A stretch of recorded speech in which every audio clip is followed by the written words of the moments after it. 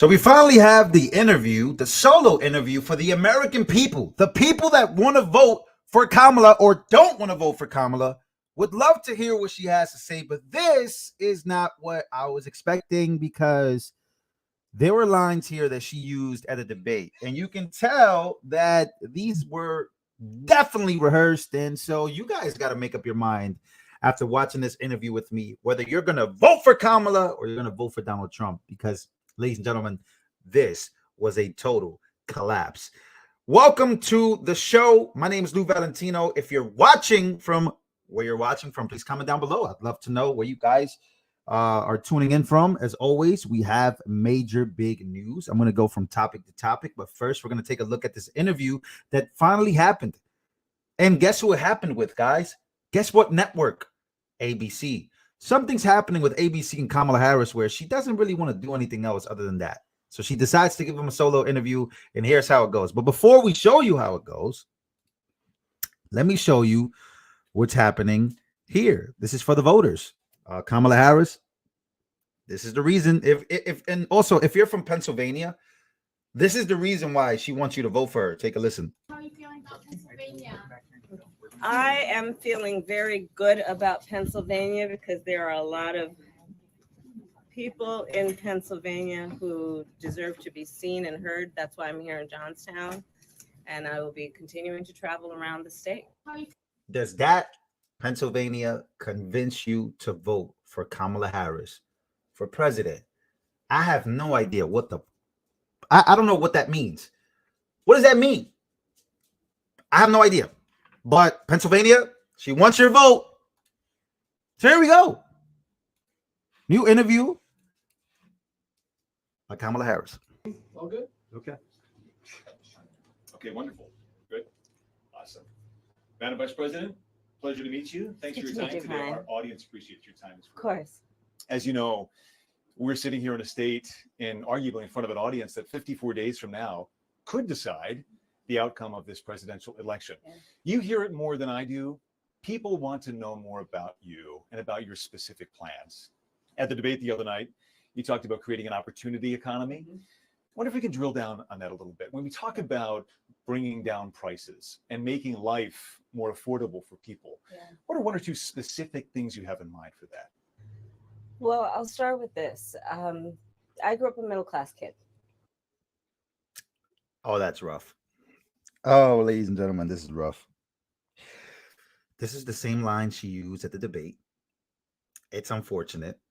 She grew up a middle-class kid.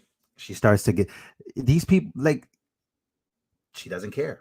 She doesn't, I don't know what to say, but this is how it starts. Life more affordable for people. Yeah. What are one or two specific things you have in mind for that? Well, I'll start with this. I grew up a middle-class kid.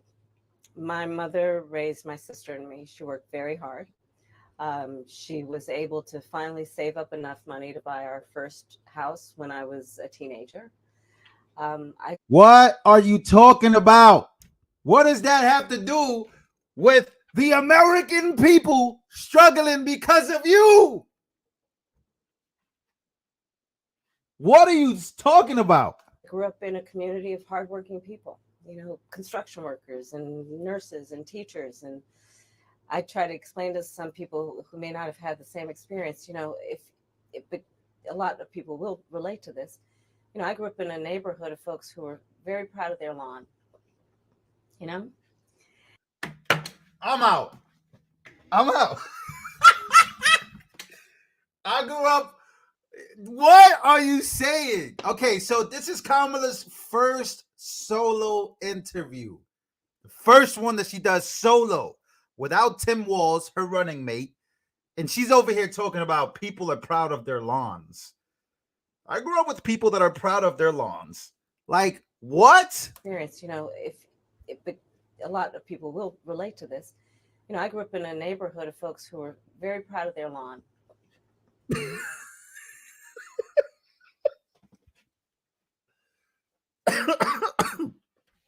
Oh my God. You know, and I was raised to believe and to know that all people deserve dignity, and that we as Americans have a beautiful character. We have ambitions and aspirations and dreams, but not everyone necessarily has access to the resources that can help them fuel those dreams and ambitions. So when I talk about building an opportunity economy, it is very much with the mind of investing in the ambitions and aspirations and the incredible work ethic of the American people, and creating opportunity for people, for example, to start a small business. And there's people that are watching this, by the way. There's people that are watching this, by the way, that feel that she's killing it right here. You guys ever heard of opportunity zones by Donald Trump? You ever heard of an opportunity economy? Donald Trump did that. In 2019, if I'm not mistaken, it was reported that opportunity zones brought in $50 billion and they over exceeded what the expectations were right before the pandemic. Even after the pandemic, the numbers of opportunity zones were great. Opportunity zones was something that Trump pushed for, signed for, and worked with Tim Scott to do. And all of a sudden now she's doing opportunity economy. You see what I'm saying? Everything that Trump does, she does, and she wants to do. She wants to be Trump. Like, this is what this is coming down to. And the craziest part about this, once again, I got to remind people. I have to keep reminding people that she's in office right this minute. If she wanted to start working on these things, she will call or just knock on the president's door. Hey, president, this is my plan. But it's crazy. But let's keep going. We're just getting started.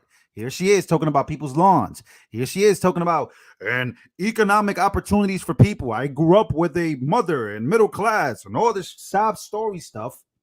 Everybody has a sob story.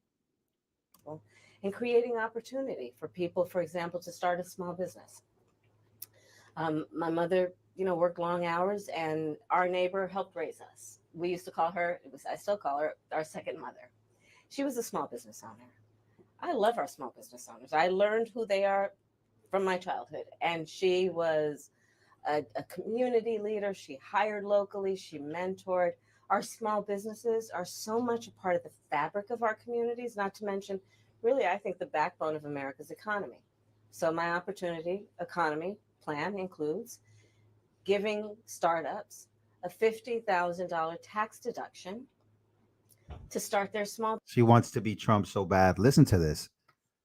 business. It used to be $5,000. Nobody can start a small business with $5,000. Nobody can start a small business because of your economic disastrous plan that you guys implemented together. That's why. What are you talking about? Just say you hate Joe Biden. Just say it. Investing in people's innovative ideas and giving them the ability to go for it. Opportunity economy means, look, we don't have enough housing in America. We have a housing supply shortage. And what that means, in particular for so many younger Americans, Why do we have that? Why is it easier for me to rent my homes than to buy them? Why is that an issue? American dream is elusive. It's just actually not attainable. So part of my plan is to work with the private sector and housing developers to give them a tax credit, to be able to partner with us as the government to build, and my goal is 3 million new homes by the end of my first term. In addition, to help people who just want to get their foot in the door, literally. And so giving first-time home buyers a $25,000 down payment assistance to be able to just get in the door, and then they will do the work that they need to do to save and to pay that mortgage and to build wealth for themselves and their family. These are some examples of what I mean when I talk about an opportunity economy, and a lot of it has to do with just the community I was raised in and the people that I admired, who work hard, and deserve to have, their dreams fulfilled because they're prepared to work for it. You talked at the debate and at previous appearances about turning the page on the past. And in fact, here today in Johnstown, you're talking about a new way forward. Yeah. I think some people have a question, given maybe your current Brian Taft. This is this guy's name. You see what I mean? These are softball interview questions by the mainstream media. Bro, she's in office right now, right this minute. But let's continue on. Let's just see where he's going with this. How about that? Let's see where he's going with this. Because she's on ABC again, and we know she's ABC friendly. It's ABC 6, right? So I'm guessing this is a Pennsylvania local station for ABC. Let's see. Appearance is about turning the page on the past. And in fact, here today in Johnstown, you're talking about a new way forward. Yeah. I think some people have a question, given maybe your current role as Vice President of the United States, how different you are from Joe Biden. And so I wonder if there are one or two spots, policy areas or approaches where you would say, I'm a different person. Well, I'm obviously not Joe Biden. And shade. Now, Donald Trump did. All right, let me ask you guys a question. Shade. That was shade. I don't care what nobody says. Well, I'm not Joe Biden. She's very proud to say that with a smile and a grin because she knows how much we dislike Joe Biden in America. But Donald Trump said something at the debate. He said, Joe Biden, he hates her. He hates her. Just look at his face. He does not like this lady. And now I'm starting to believe that more than ever. Like, I really do believe that Joe Biden has a huge dislike for Kamala. I really do believe it. And I think she doesn't like him either. Like, she's running against him. I wonder if there are one or two spots, policy areas or approaches where you would say, I'm a different person. Well, I'm obviously not Joe Biden. And, I offer a new generation of leadership. And so, for example, thinking about developing and creating an opportunity economy where it's about investing in areas. Bro, you already said this. Why didn't you guys create an economic opportunity, economy for the last 4 years? So she's saying she's not Joe Biden because she's going to create a good economy? Yo, this is crazy. This is out of line. This is disrespectful to the American people. I promise you it is. Some people just don't care. As long as it's not Trump, they don't care. But look at what she said. I'm not Joe Biden. I'm going to create an opportunity economy. I'm going to create something good. So what you're saying is that what we got now is terrible. Thank you, because of you and Joe Biden. And so, for example, thinking about developing and creating an opportunity economy where it's about investing in areas that really need a lot of work and maybe focusing on, again, the aspirations and the dreams, but also just recognizing that at this moment in time, some of the stuff we could take for granted years ago, we can't take for granted anymore. For example, another plan that I have that is a new approach is to expand the child tax credit to $6,000 for young families for the first year of their child's life, because that is obviously a very critical stage of development of a child. And a lot of young parents need the help to buy a car seat or a crib or clothes for their kids. And so my approach is about new ideas, new policies that are directed at the current moment.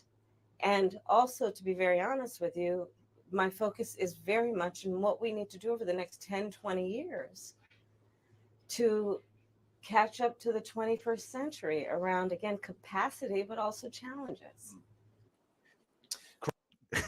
Even the interviewer is like, what are you talking about right now? The interviewer is, just look at his face right here. Around, again, capacity, but also challenges.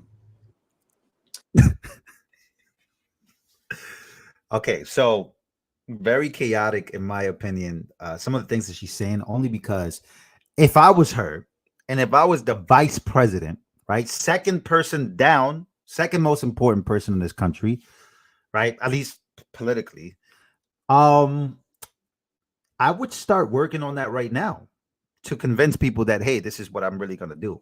But I don't think she's really going to do any of this stuff. Crime and public safety are two major issues right at the forefront of voters' minds in Philadelphia as well, where crime is a significant issue. When we talk about crime, the conversation turns to gun safety as well. And I think you actually probably caught a lot of people off guard, maybe a bit by surprise in the debate the other night when you mentioned that you are a gun owner. I know you said it in 2019 as well. I want to talk about your values. Do you guys actually think she's a gun owner? Or she just capping? I think she capping, dog. I think she hates guns. Obviously, he's against them, but let's keep going. On this issue, when it comes to gun ownership, where do you draw the line in America on gun ownership and gun use? Well, like you said, Brian, I am a gun owner, and Tim Walls, my running mate, is also a gun owner. We're not taking anybody's guns away.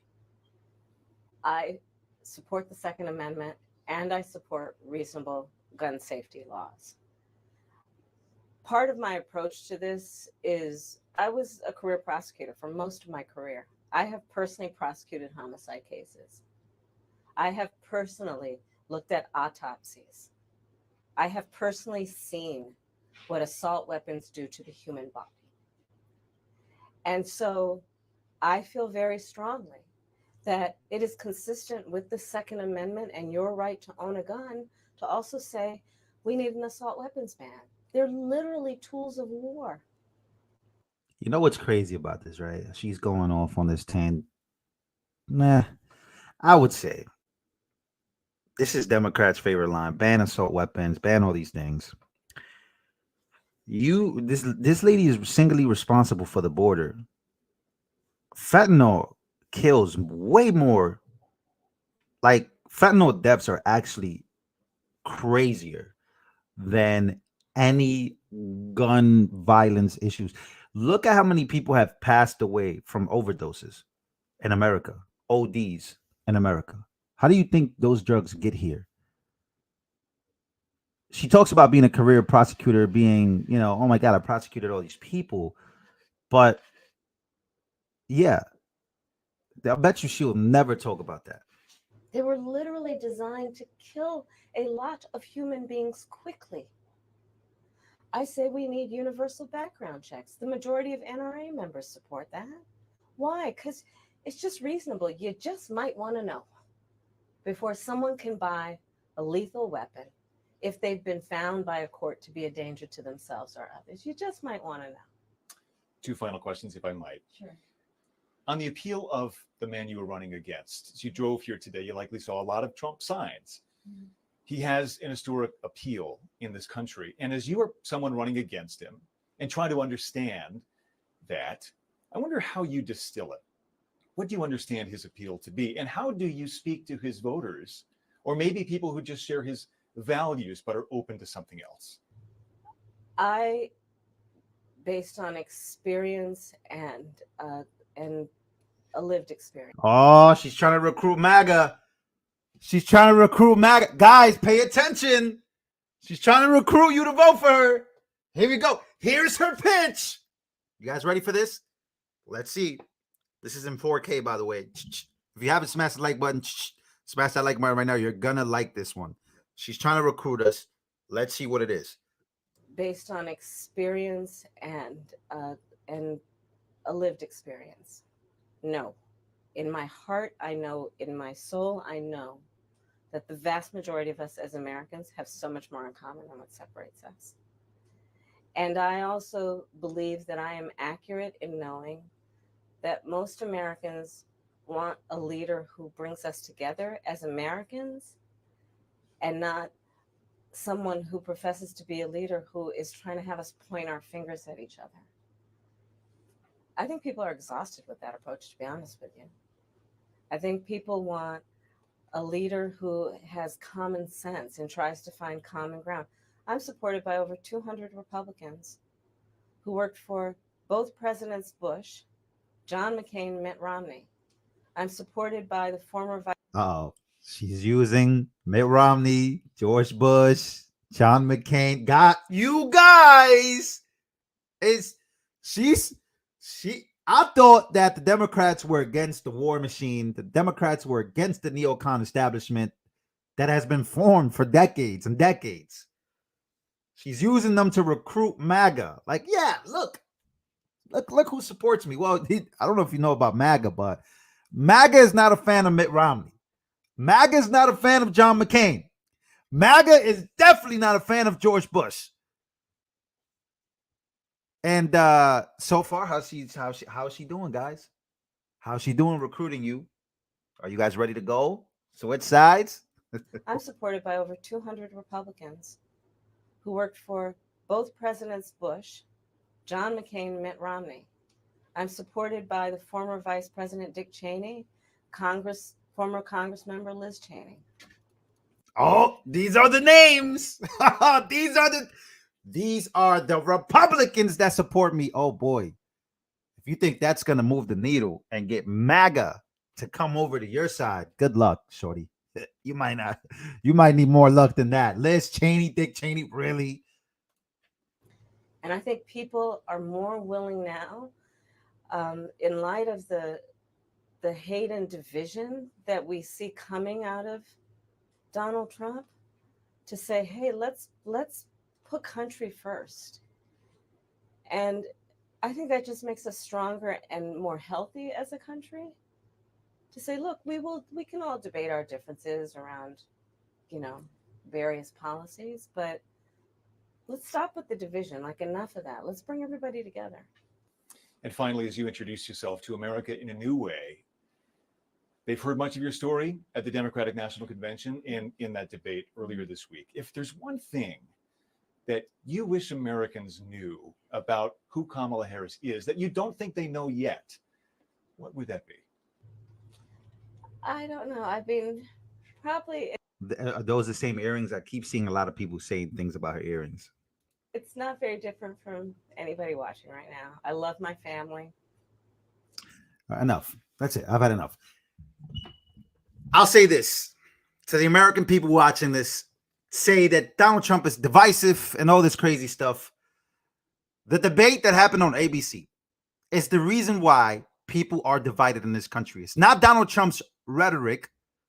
It's the fact that you had a 3 versus 1 debate. It's the fact that the whole mainstream liberal media constantly divides the American people. It's the fact that Joy Reid can get on MSNBC and call Trump supporters, or at least let somebody on her show call Trump supporters despicable. You want to talk about divisive rhetoric?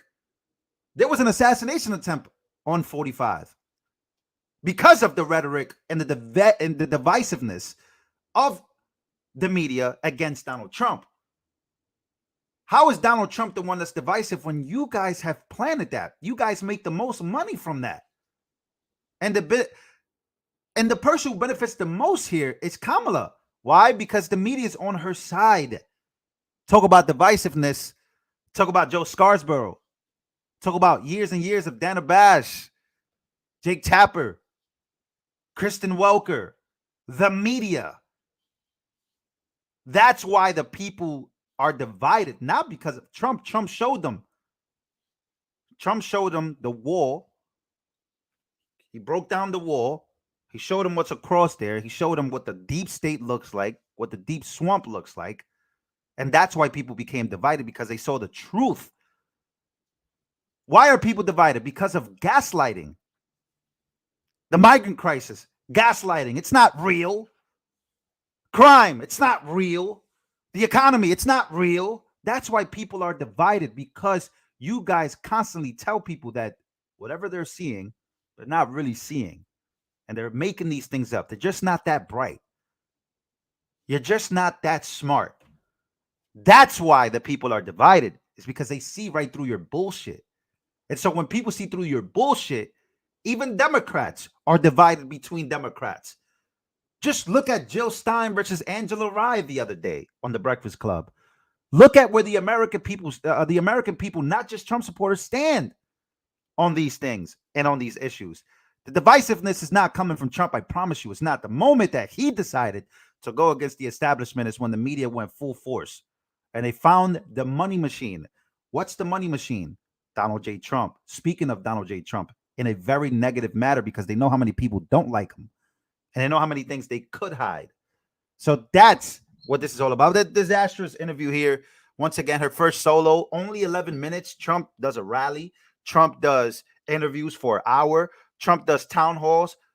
We only get 11 minutes. Softball interview by Brian Staff, ABC, Pennsylvania. Let me know what you guys think. Pineapple Queen, thank you so much for your $50 donation. Let me know what you guys think. Did she do a good job? Did she do a bad job? Comment down below. If you like her, I don't mind it. If you don't like her, I don't mind it. Let me know what you guys think. And I'll see you guys on the next one, man.